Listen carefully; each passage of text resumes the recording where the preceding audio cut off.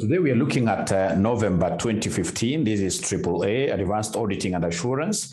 And I would want us to look at November 2015, question number 5. Today in the morning, we want to look at what we call forensic investigations, forensic investigators, forensic investigations. So I'm reading the question. I would want us to read this question together.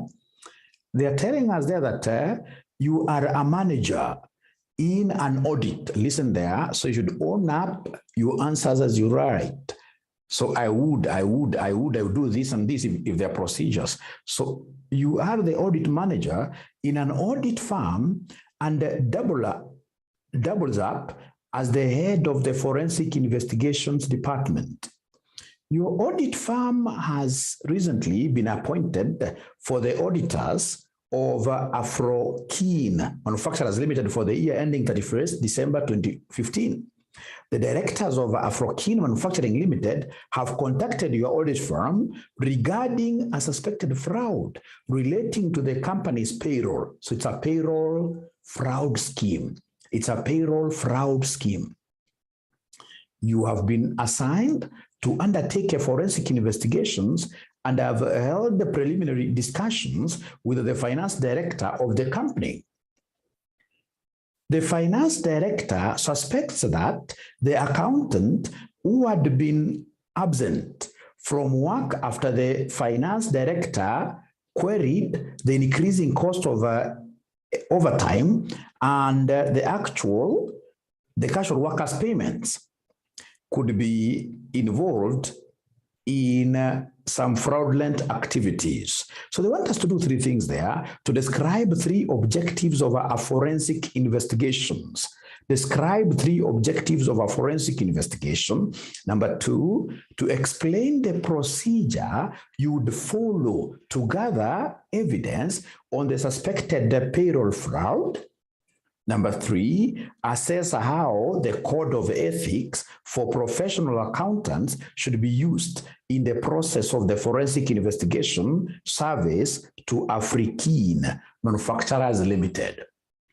Manufacturers Limited. So really, this is a question that I should be able to get 100%. 100%, all the marks there should be home. Should be home and be home for that matter very easily.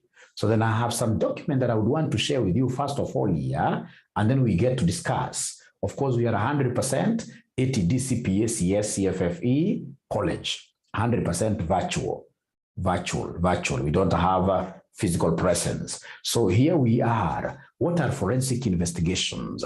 We are being told that a forensic investigation is a process whereby a forensic accountant carries out procedures to gather evidence which could ultimately be used in legal proceedings or to settle some disputes. So when you talk of forensic investigations, ladies and gentlemen, I would want you to underscore the word forensic. Forensic means what here? To be used in a court of law. For purposes of what here, of course, determination of disputes. So at the end of the day, if you're doing a forensic investigation, your final output, you as the forensic investigator will find itself in some court of law. You'll be there as a witness. In this case, you're providing this paper, right? Another paper, right? Trying in this case here to pin down some fraudsters. So you talk of forensic investigations. This is just like this normal audit. However, here there is a fraud that is being involved that you are trying to uncover as a forensic investigator. As a forensic investigator. Forensic means what here? Courts. Now, so I'm repeating again because this is quite a very, in this case here, common area in your exams. A forensic investigation is that process whereby a forensic accountant carries out procedures to gather what here? Evidence. Remember, ladies and gentlemen, if you want to pin down these fraudsters in a court of law, you must have what we call sufficient, appropriate evidence. So the evidence you gather must be of high quality, which could ultimately be used in legal proceedings or to settle some disputes, e.g. fraud or money laundering cases. So this is very common. What are the major objectives of a forensic investigation? The objectives. So the first objective there is to decide if a fraud actually took place. If a fraud actually took place. You know, at times, ladies and gentlemen, the owners of the business, the directors in this case here may suspect some fraud scheme, right? So they look at this person, they think that this person for sure has been stealing. You see, there is a possibility that this person has not been stealing. In office, we've got what we call office politics. We get always people trying to badmouth others in these various organizations. So if there is these allegations, it will be very important for you to get a forensic, for example, investigator, depending, of course, on the magnitude of the fraud that you're suspecting, right? So give a forensic investigator this job. So his first objective will be to determine whether indeed there is a fraud or there isn't one. So that's a first objective, to determine whether fraud actually occurred, because in some cases, it's not a fraud. Number two, discover then who engaged in this fraud. Discover the perpetrators of the fraud, and ultimately to assist in their prosecution in a court of law, right? Number three, to quantify the financial loss. If you're a forensic investigator, at the end of the day, you just don't tell us that there was fraud, that Mr. So-and-so was involved, that in this case, at the end of the day, you have to tell us, fine, this payroll scheme has been happening. This payroll fraud scheme has been happening, and up to date, we suspect that you've lost over 30 million Kenya shillings. So you must be able to quantify the financial loss. And then lastly, then, you have to produce evidence. So the other objective is to produce evidence which is sufficient and relevant enough to be used to assist in legal work here, in legal proceedings. So ladies and gentlemen, amongst these objectives that I've given you there, which objectives of forensic investigation will you never forget? Please try typing there. Which objectives of forensic investigations will you never forget? So as I wait for you to type there, remember fraud has become very big it's actually globally, right? Globally. You'll hear of very many fraud cases, and that is why forensic investigations, forensic auditing, ladies and gentlemen, is now becoming what here is now becoming a major thing. So, ladies and gentlemen, like I can see there, to decide if fraud actually took place, I love that. But remember, whenever you were asked to describe, or rather to give objectives, you must start with the word to always. So to decide if a fraud actually took place, and then somebody has given me something here, right? To provide evidence to be used in a court of law, right? To determine if fraud actually took place, that already have had it many times. Also, how that one I've had it many times. To provide evidence to be used in a court of law, great. To quantify the financial loss. To quantify the financial loss, I love that. To quantify the financial loss, I love that.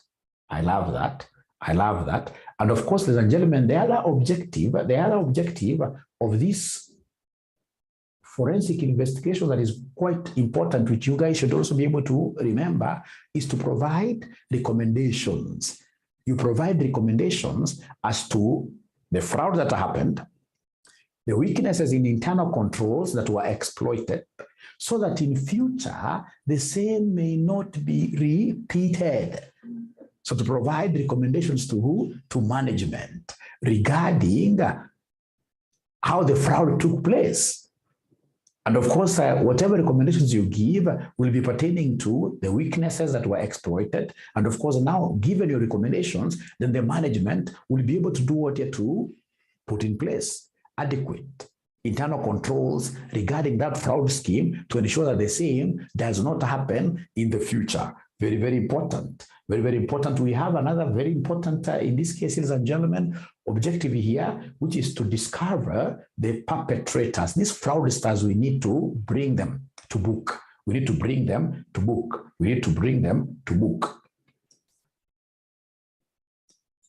Great.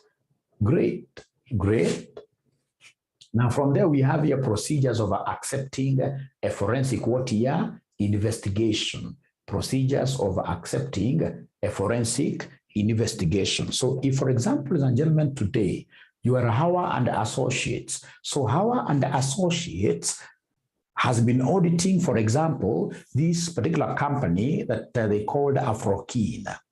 You've been doing the normal audit there. And then there is some payroll fraud scheme that has been discovered in the company that, of course, is allegedly been happening in that company. So the directors in this case here come and approach you, tell you, how, hey, please come and take this particular what here, this particular exercise called forensic investigations. Then what should Howard do? Should you just rush and start doing these investigations besides your normal audit? No, no. There are those basic steps that you need to follow. The first step, ladies and gentlemen, is for Howard to decide whether or not she's going to accept that appointment. So in this case here, the first procedure is to accept the appointment if she's interested. Listen and listen to me very well. Accept the appointment if in this case here, if the lady is interested in it. So when you are accepting the appointment, ladies and gentlemen, when you are accepting the appointment, ladies and gentlemen, you must be bright. You must be very bright. When you are accepting the appointment, you must be very bright. Why am I saying you must be a bright person? Number one, you must consider a few things. Consider the independence of your firm. Consider the independence of your firm. Are you really independent enough? Are you independent enough? Right? Remember, independence is all about, in this case here, being objective. Shall you be able to really be very objective in this forensic investigation exercise that they're giving you? In this forensic investigation exercise that they're giving you. So remember, objectivity or independence, we are trying to look at you being detached from the organization. We are trying to look at you being detached from the directors, and of course, these employees of the firm. Are you independent enough? So remember, when you are independent, if this is the pendulum, then your pendulum should be able to swing to whichever direction.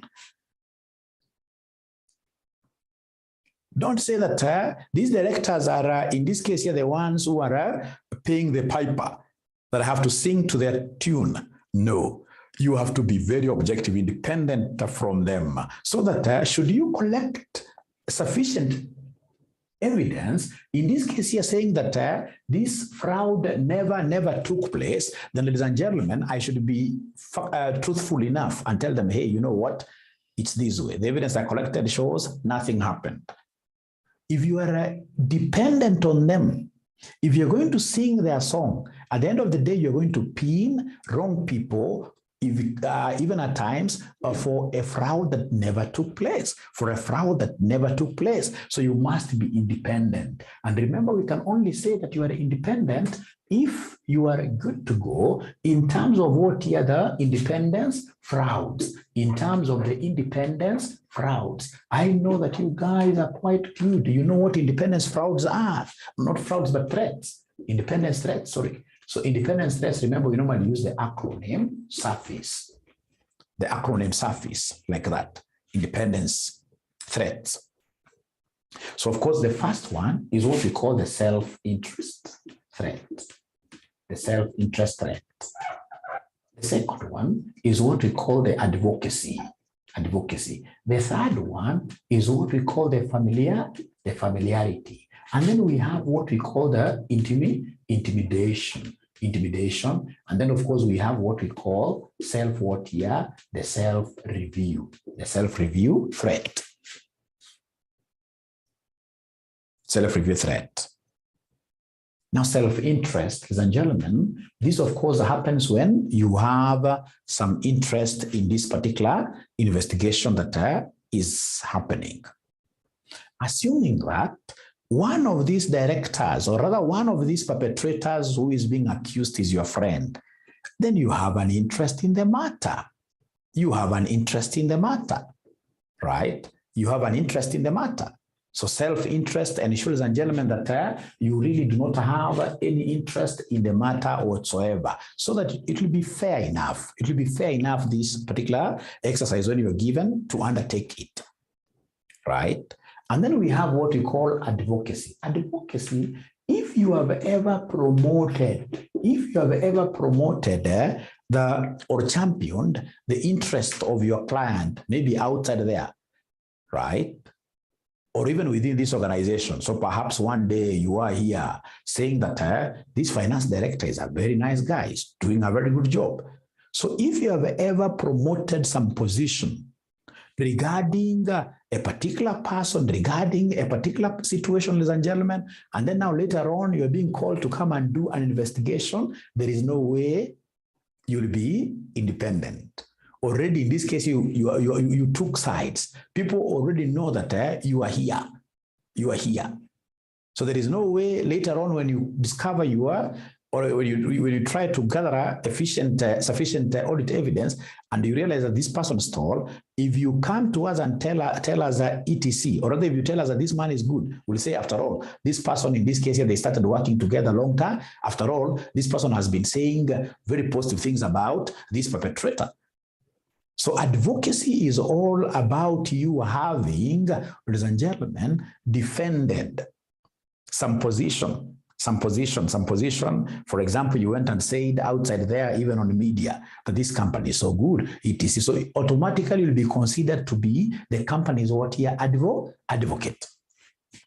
Now listen to me very well. The next one is the familiarity, where, for example, because of, ladies and gentlemen, because of the auditing, normal auditing that Hawa here has been doing in this particular institution for so long, should you, in this case here, undertake another job? Should you undertake another job? You know, forensic investigation is a different engagement.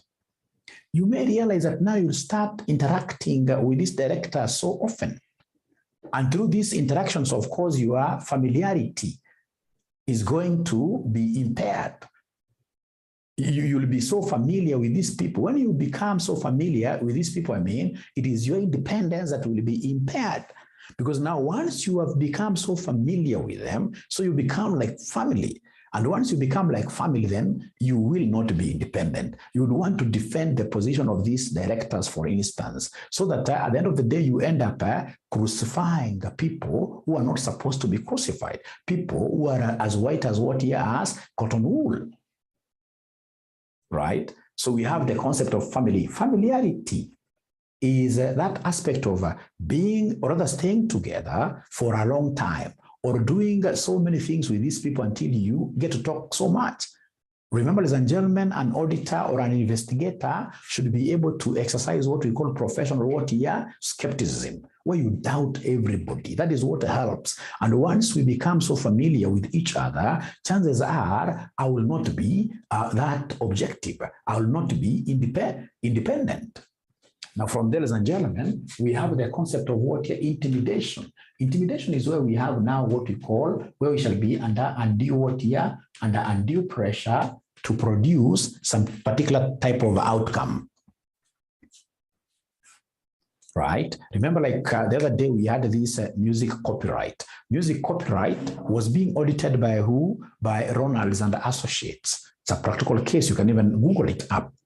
So there was a lot of pressure for the auditor to give a particular type of what an outcome. The directors wanted this auditor to go and say, hey, there wasn't any fraud, right? Remember, these were their normal auditors. Their normal auditors who had been given what here, an extension, would have been given an extra work of doing forensic investigation, right?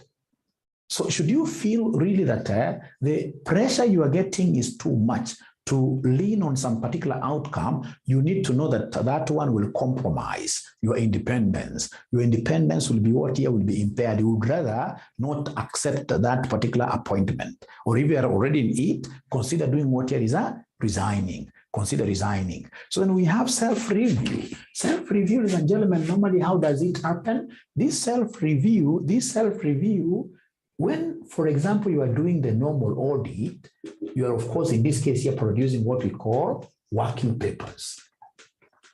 Working papers.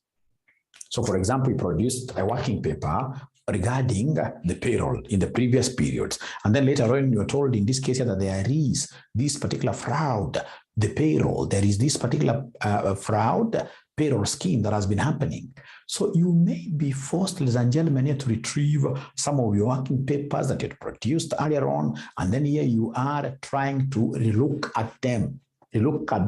So even if there are errors that you got into yourself, now that you are reviewing your own work, ladies and gentlemen, there is no way you should be able to disclose, because who would want to make a fool of themselves outside there? Nobody. And even chances are you may not even be able to look at them critically, because you are looking at your own work. Right? You may not be that skeptical as you're required here by this great profession here to be, because you're looking at your own job, right? So there is that threat of what yourself review. So you're saying, ladies and gentlemen, that the first thing that you're supposed to do before you accept your appointment, you must ensure that you are going to be objective. Remember, this is a very serious assignment. Don't go for it purely because of what here, the money aspect. No. Go to this knowing that they are very serious what here, like now this intimidation threat. Remember, now you're going to engage in an exercise where fraud is involved. There are fraudsters. You know, fraudsters, like, for example, in our Kenya government, if you're given a job to go and try to investigate, like now what is happening in KTDA, there is forensic investigation happening at KTDA. I'm so sure the auditors there, I mean, it's quite crazy. Intimidation must be crazy there. Right? So don't just go accepting an appointment for the sake of it. Please look at this. Like now, self-interest threat also. You have been given some extra work. It means what here? Extra money. There is an interest there. There is extra fees you're going to be paid. How does this self-interest arise there? Remember, with this extra money, you're going to be over-dependent in this single organization, because now you're going to draw lots of income from one client. When you draw lots of income from one client, automatically a self-interest threat arises. Why? Because in the future, for example, these guys will come and tell you, the directors, we want us to say that this person stole money. If you don't say like that, they're going to fire you. So it means, ladies and gentlemen, because you've got an interest in form of audit fees and investigation fees that you're drawing from this particular one client, chances are you have to sing their song, right? Where they tell you, you'll not even look for any evidence. So before you accept, ladies and gentlemen, this forensic investigation, always look at this. I know you guys know about this concept of reliance of income from one client. And that is why the law tells us that out of whatever income we are receiving, we should never receive more than 15%. 15% of our income, more than 15% of our income should never come from one client. So if, for example, we have got 3 clients here, A, B, C, there could be very many. Maybe out of our total income, A is giving us 10%. B is giving us, for example, 12% out of our total income. And then we realize that there is this client who is giving us, like, for example, 18% of our. This is so wrong. When you're getting a lot of income from one client, then that client becomes your father and mother. You should always be on your knees down telling them, hey, you guys are the best. You're the ones who are footing my bills in this business. Right? So to be having quite a big self-interest to ensure that this firm does not fire you. And of course, should you go ahead to give us a bad opinion regarding them, then they shall fire you. So self-interest, whenever you're accepting, in this case here, more work, self-interest comes. That is the first factor that you need to consider before you accept the appointment. Of course, there are also other factors. Factors like which ones here? Like, for example, do you have the required competence? Amongst your team members, do you have people who are knowledgeable about forensic investigations? Remember, here, forensic investigations is like you need some people who are as good as lawyers, because you have to prepare affidavits. When you shall be doing this interviewing, the fraudsters, for example, and other employees, you would want them to swear. So do you have that competence in the organization? Do you have that experience? And then, of course, among the factors that you need to consider, ladies and gentlemen, are the commercial water factors. Does this business make economic sense to you in terms of the income? When you look at the audit fees vis-a-vis the expenses you're going to incur, are you going to get some residual income? Are you going to get some profit out of this? Don't just accept jobs for the sake of it. No. You know, I have some friends outside here who are doing auditing, who are doing, for example, this KRA, bookkeeping. These guys will keep on running helter-skelter from this assignment to another assignment, and then we look at them, these guys are paupers. They don't even know how to price themselves up. Right? So it's important that we look at this business. Is it really making any economic sense to us? So are we together, ladies and gentlemen, up to there? First of all, that is the first point. First point about, in this case here, the procedures to be followed. That we have to accept the appointment. And when you're accepting the appointment, there are many factors. The independence factor, commercial factor, do we have the knowledge, etc., etc., etc., etc. Thank you. So then we go to the second step. So the second step, ladies and gentlemen, that we have here is you plan the investigation. So when you are planning the investigation, remember the biggest plan here is to scope the work. Understand the work that you've been given. Ensure that directors understand the work. Know, in this case here, who is going to the lead investigator. Put up your team. So ensure that, ladies and gentlemen, you are able to place what is required of you thoroughly, nicely, right? So that at the end of the day, you reduce the risk of giving a wrong conclusion. We don't want you, in this case, to let perpetrators go like that with a fraud that they have committed. And we don't also want to fix people for a fraud that they never, in this case here, got engaged in. So ensure that you plan your resources. You plan the investigation. Very important. So come up with an investigations plan in terms of resources, timings, extent, who will do what are your responsibilities? You scope the work.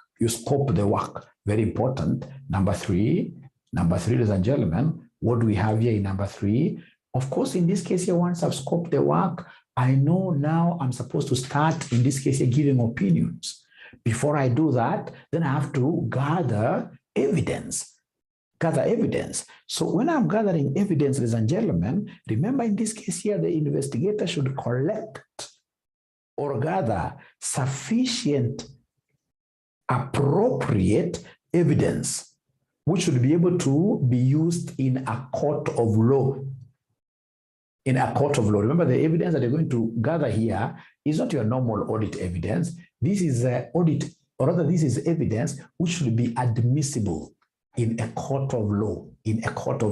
Otherwise, you'll do whatever work you're doing there, you waste other people's resources, and then whatever you have been able to collect will not be taken to court, right?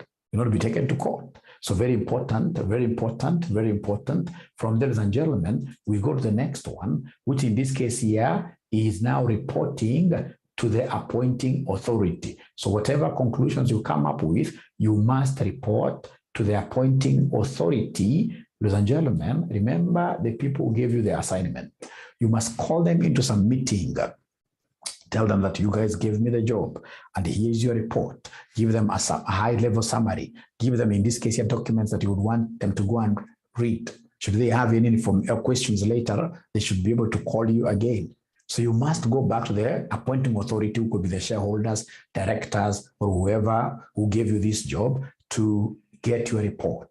So report, in this case here, to the appointing authority. And then, of course, this appointing authority now will be able to go to the High Court or whichever court and place a case right there before a judge. It could be a normal case, or a case filed with certificates of what year agency, right? So at the end of the day, now once a case has been filed, you will be among the witnesses. You as a forensic investigator, now you must go and appear in a court of law to give what year the evidence that you have. And remember that that evidence, ladies and gentlemen, has to be what year, has to be of high quality. And that is why we say here you have to be very factual. If you know that you have no good evidence, during reporting your matter to the appointing authority, tell them the truth. Tell them the truth. Tell them the truth. Tell them that you know what? This case is not going anywhere. You will not win. Please don't lodge a case against these people. Don't lodge any case against these people. Great, ladies and gentlemen, we are told here court proceedings becomes the last thing. Now, from there we have procedures of accepting a forensic investigation. This is quite big. And then we have steps in investigating a suspected fraud. Quite similar, but I mean, when you're investigating this suspected fraud, what do? Number one, you determine the type of fraud. Is it a money laundering fraud? Is it a payroll? Scheme, fraud scheme. You must determine the type of fraud. Number two, consider how the fraud could have taken place. Consider the motives, etc. Right? So consider how the fraud could have taken place, e.g. usually by circumventing internal controls. Right? Number three, gather evidence. Gather evidence. Determine the identity of the perpetrators. Of course, when you are gathering evidence, you'll have to identify. It will help you to identify the identity of the perpetrators, the monetary value of the fraud, etc. Gathering evidence includes the motive for the fraud, the ability of the alleged fraudster to conduct the fraud, any attempt made by the alleged to conceal the crime, right? An examination of accounting records and other documentation, the use of computer-assisted auditing techniques, the CATs, of course, to discern the trends, etc. So gathering evidence includes you interviewing employees of the company, discussions with management. The most important thing when you're gathering evidence, this evidence, because it has to be admitted in a court of law, it must be sufficient and relevant. It must be sufficient and relevant. Very important, please, at the background, gather enough evidence. From there, please always give these fraudsters, these suspects, we call them suspects, by the way, for now, these suspects, give them an ear, right? You must also let them get a chance of giving you their side of the story. Remember, normally a story has got two sides, right? When party A is telling you that this and this is very, very bad, you may think that these other guys are what here? They are actually killers.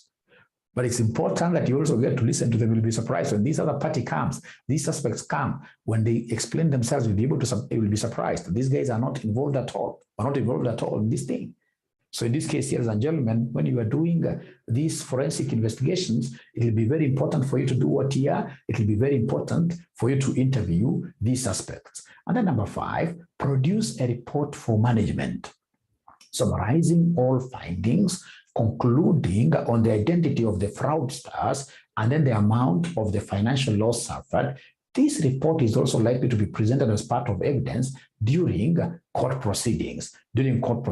It doesn't stop there. It will be very important for you to advise the management. It will be very important for you to advise the management such that in future, ladies and gentlemen, we will be able to have all the loopholes that were exploited sealed. Remember, it's all about strengthening what here? Internal control systems. It's about strengthening internal control systems. Now, ladies and gentlemen, I would want us now to go back to this question of November 2015. November 2015, question number 5A, and then we try to see whether we could answer this in the few minutes that are remaining. And I hope you've not been taking notes, because I'll be able to share these notes with you. Great. So in this case, we have here November 2015. Question number 5 was quite an interesting question. Question number 5, I'll only read the requirement side. I'll only read the requirement side. So part A, they wanted us to describe 3 objectives of a forensic investigation.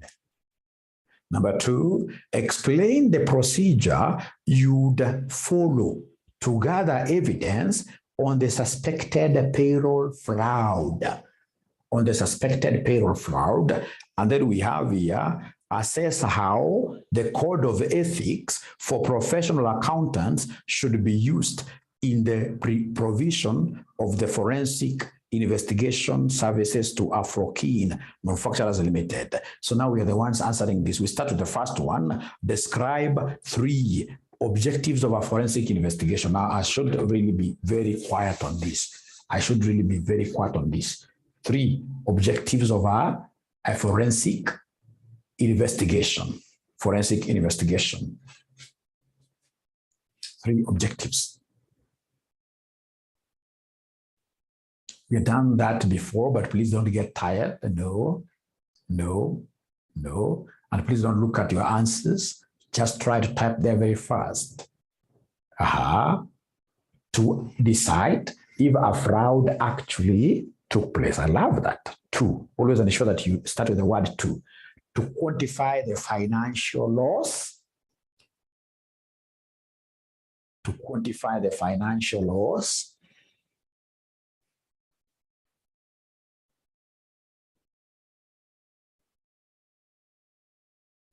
To discover the perpetrators.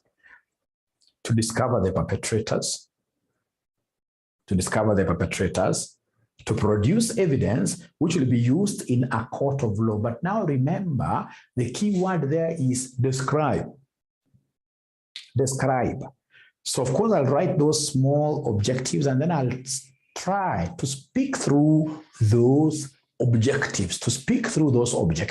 I can add 1 or 2 sentences there, right? If, for example, it is about producing, in this case here, evidence, I'll speak about, for example, I'm trying to own up, right? That I would, in this case here, interview employees in the company, right? I will do blah, blah, blah to ensure that I'm able to collect high quality evidence that will be used in what here in a court of law. So you must, ladies and gentlemen, in this case here, try to do what here to substantiate, because you're describing. That's very important. So we have in this case here, Nancy, to decide if a fraud occurred. I would want to do this because in most cases, remember, these are allegations. It could be true or not true, right? At times people live out of what here fear that there is theft happening. So it will be very important for me to gather sufficient, appropriate evidence to really make a decision, to really see whether this fraud took place. So you must try, ladies and gentlemen, in this case to expound on your objectives, because description means that you have to give like a paragraph. You can't have a paragraph only 1 sentence. It should be like 2 or even 3 sentences for you to be able to nail down. I like what Marietta is telling me there, to provide recommendations to the management regarding how the fraud took place, and of course regarding what here weaknesses in their ICS, in the internal control system, so that you can safeguard the same from not happening in future. So thank you very much. That is number 1. Number two, explain the procedures you'd follow to gather evidence in a suspected payroll fraud.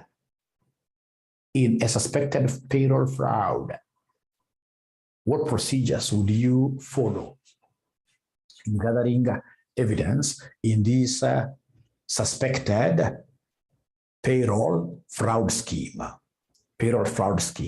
Could you kindly help me out here?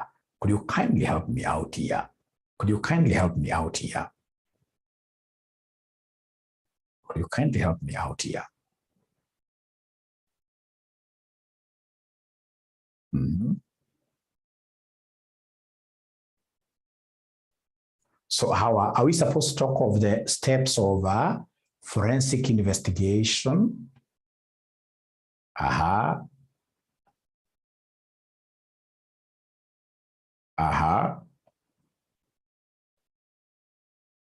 Determine the type of the fraud. They have already told you it's a fraud, it's a payroll fraud, it's a payroll fraud, it's a payroll fraud. Obtain a list of employees of the company, which will be accompanied by salary ranges of employees, do recalculations to quantify the fraud, to quantify the fraud. Now I'm seeing very good things here. I'm seeing very good things there. I'm seeing great things there. I'm seeing great things there. I'm seeing great things there.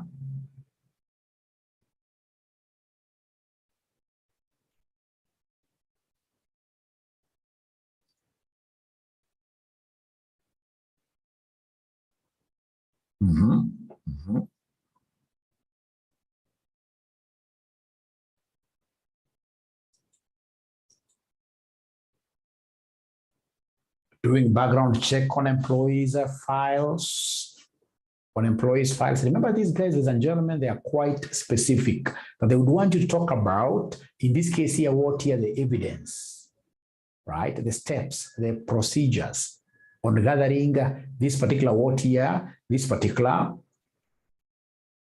evidence on the payroll fraud.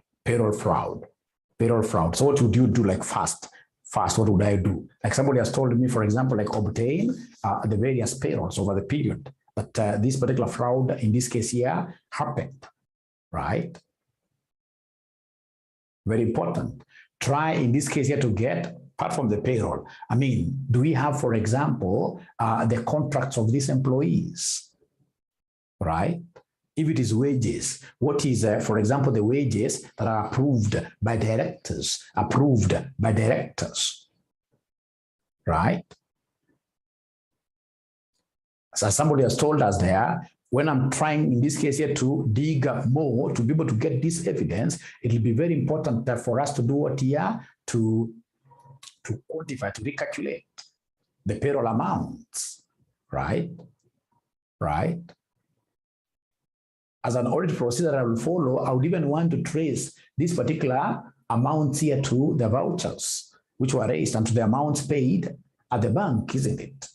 At the bank. So if I'm the one doing this, ladies and gentlemen, it doesn't really hurt anything by writing so much. I can even try to write how I was writing here, like the basic steps of what here are forensic investigations. And then I'll come and narrow down on the basic steps that I need to follow when now conducting a payroll what here? Fraud. When conducting a payroll fraud, right? Review the payroll, bank reconciliations, bank statements, etc. Do a physical check of employees against the amounts what here paid. At times, ladies and gentlemen, if it is wages and whatever, and you have those employees still on site, you can even decide in this case here to do head counts, right? etc. So in the interest of time, ladies and gentlemen, in the interest of time, I can see what Catherine is saying there. It all goes to the same thing. It all goes to the same thing. Even the overtime normally passes through what here? The payroll. There'll be banks involved, etc. So they want us to assess how the code of ethics for professional accountants should be used in the provision of the forensic investigation service to African manufacturers. So they want us to look at the code of ethics. Code of ethics, we have got 5 principles there. Code of ethics, we've got 5 principles. Code of ethics, we've got 5 principles. Number 1 is independence. Number 2, we have integrity. Number 3, we have confidentiality. Number 4, we have a professional behavior. Number 5, we have what we call professional competence. And due care. So professional competence and due care. So in terms of this, ladies and gentlemen, forensic investigations, it will be very important, for example, professionally, for this particular auditor to ensure that he or she is competent, does she have the competence that is much needed to undertake this exercise? If she has that competence, then automatically we'll be able to say that he or she will take care. He or she will do the right thing. So that in this case here, this particular client of his or hers will not be able to even suffer more losses. Very important. Very important. Ladies and gentlemen, remember, under professional behavior, this forensic investigator, right, which in this case here is a profession well within ISPAC.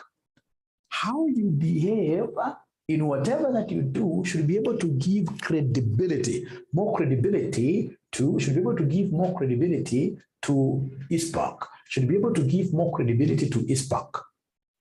So in short, don't get here and go to bed with these fraudsters, because if you go to bed with these fraudsters, at the end of the day, you are also a thief. That is misbehavior.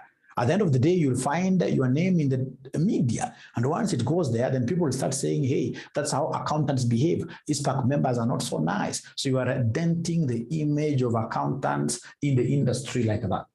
Confidentiality, ladies and gentlemen, of course, will be coming across quite secretive information when you are doing this particular exercise. When you're doing this particular exercise, will be coming across secretive information. So you don't disclose that information to third parties without express authority of the appointing officers. Even in court, you can only go there as a witness when you're called upon the company that gave you the job. Right? You just don't start talking like anybody outside there. We are being called upon as accountants, as forensic investigators to ensure that we have this. And then we have lastly, integrity. Integrity is about straightforwardness. It's about honesty. Be very honest with your appointing authority. Tell your appointing authority, hey, this case that you want us to pursue will fall flat on its face. I mean, we don't have enough evidence. So be very honest. Very, very important, ladies and gentlemen. From there, we have the concept of what here, independence. Of course, this one, you can only nail this down very well when you talk about what here, the independence threats, using the concept of what here, Mr. Who? Mr. Msafi, Mr. Surface. And I've already been able to explain to you what surface means. So what surface means, ladies and gentlemen, remember, here we have the self-interest, advocacy, familiarity, we have intimidation, we have self-what here, self-review. Once you mention that, and remember you are describing this in paragraph format, then you will be able to get all the marks. Remember, students fail in this particular paper simply because they don't know how to structure their answers. They don't know how to structure their answers. So, ladies and gentlemen, we have come to the end of this. Very important, ladies and gentlemen. Nowadays, please, you don't need to go to anybody's physical class. Avoid physical classes as plague. They're expensive and, of course, ineffective at the end of the day. Just trust the online sources.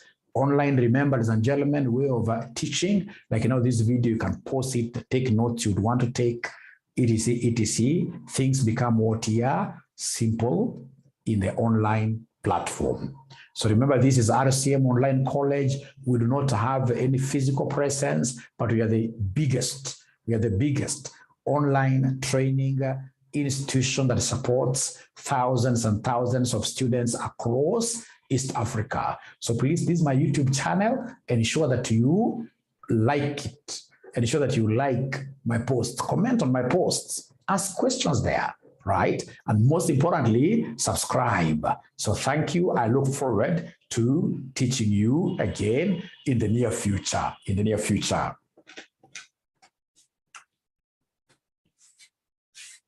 Should you, of course, want our services, don't, in this case here, shy away from calling us. Thank you so much.